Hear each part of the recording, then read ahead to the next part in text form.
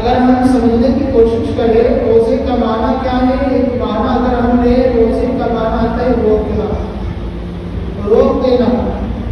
اب جھوٹ، غیبت، چغلی، جھگڑے، فساد، آپ روزہ رہے یا نہ رہے تب بھی یہ گناہ ہے، تب بھی یہ گناہ ہے. اور روزے کی حالت میں تو اور زیادہ سخت گناہ ہے. یہ نہیں کہ رمضان چلے گئے ہم جھوٹ بولیں گے، رمضان چلے گئے ہم پھر ویسی ہی زندگی گزارنے نہیں، بلکہ رمضان اللہ رب العالمین نے تربیت کے لیے دیا ہے. اور صوفیہ فرماتے ہیں کہ دیکھیے آپ 30 دن جو رمضان کے مقرر کریں، اس آیت مبارکہ میں بھی اللہ نے فرمایا ایام معدودات. سورہ بقرہ کی آیت میں اللہ نے فرمایا کہ گنتی کے دن ہیں، چنندہ دن ہیں، سال بھر نہیں رہنے والے، 29 دن یا 30 دن. تو یہ تربیت کیسی ہو رہی ہے؟ 30 دن کی حکمت کیا تھی اللہ رب العالمین کی؟ اللہ رب العالمین اپنے بندے کی تربیت کرنا چاہتا ہے، روکنا چاہتا ہے اسے غیر ضروری چیزوں میں ملوث ہونے کے لیے. جھوٹ، غیبت، چغلی یہ تو چھوڑ دیجیے، بلا وجہ روزے کی حالت میں زیادہ دیر تک سونا بھی مناسب نہیں کہا گیا. زیادہ دیر تک بات کرنا بھی روزے کو خراب کرتا ہے بلا وجہ. اللہ کیوں؟ روزدار کا سانس لینا بھی عبادت اور ثواب، روزدار کا چلنا پھرنا، تجارت کرنا، بیٹھنا اٹھنا یہ بھی ثواب ہے. اور یہ تو تربیت کا مہینہ ہے، روکنے کے لیے اللہ نے دیا.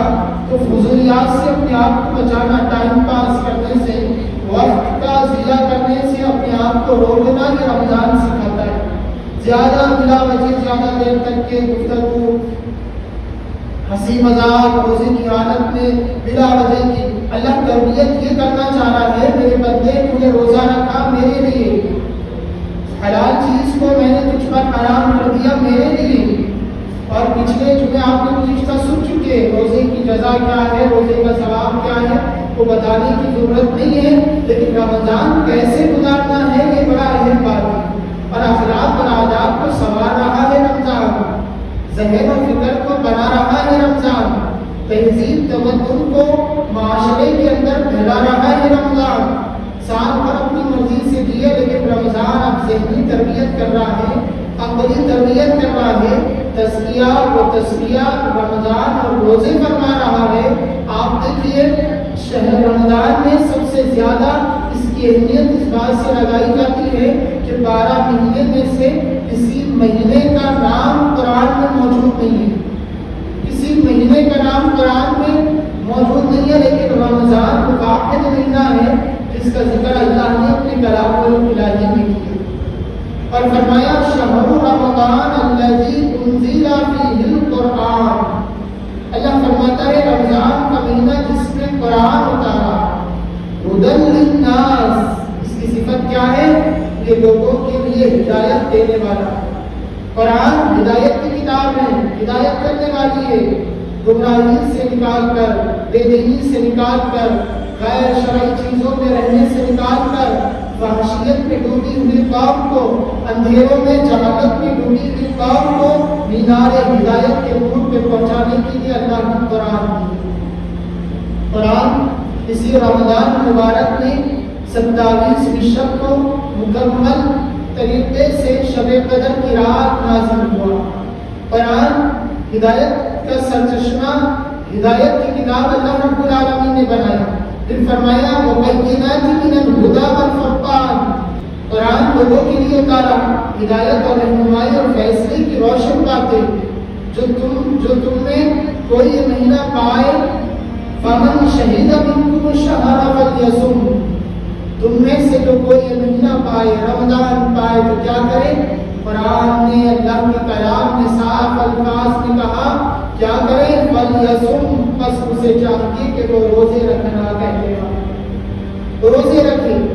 اب یہاں پر سارے مسلمانوں کو روزے رکھنے کی اجازت ہے، لیکن چنندہ لوگ ہیں جن کو اللہ نے برات کا یعنی روزے کی اجازت کا حکم دیا.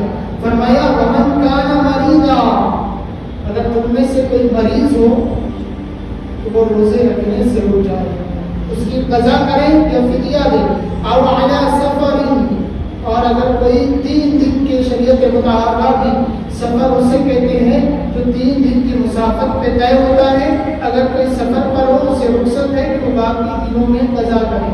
روزے معاف نہیں ہیں. پھر اس کی تشریح میں علماء فرماتے ہیں بیمار، حیض و نفاس والی خاتون یا ایسی خاتون جس کے چھوٹے بچے ہو، جس کی پرورش کے لیے باہر گزرتا ہو اور کوئی ماہر طبیب اس کی اجازت دے تو اسے روزے کی رخصت ہے، لیکن روزہ نہیں چھوٹے گا. معاف نہیں ہے. ذہن میں بات رکھیے آپ، مریض بھی ہے تو روزہ معاف نہیں، مسافر بھی ہے روزہ معاف نہیں. یا کوئی انسان ہے جیسے عام طور سے آج ہمارے معاشرے میں بیماری چل رہی ہے، شوگر کی، بی پی کی، ہارٹ کی یا دیگر کینسر کی بیماری ایسی، یا شیخ فانی اس کو کہتے ہیں جو بوڑھا ہو جائے اور اسے ڈاکٹر طبیب ماہر یہ کہے کہ یہ بڑا ساری زندگی کبھی صحت یاب نہیں ہو سکتا، کبھی صحت یاب نہیں ہو سکتا، تو ایسے انسان کو روزہ رکھنے کی رخصت ہے، شریعت نے اجازت دی، لیکن معاف نہیں ہے. اس کا فدیہ دینا ہوگا، اس کی قضا کرنی ہوگی. اگر کوئی عورت ہے جو نفاس میں ہے، کوئی مرد بیمار ہے، بہت زیادہ ہے، ڈاکٹر کہہ دے کہ اگلے مہینے آپ شفا یاب ہو جائیں گے، تو رمضان گزرنے کے بعد پورے 1 مہینے متواتر روزے کی قضا کرنی ہوگی.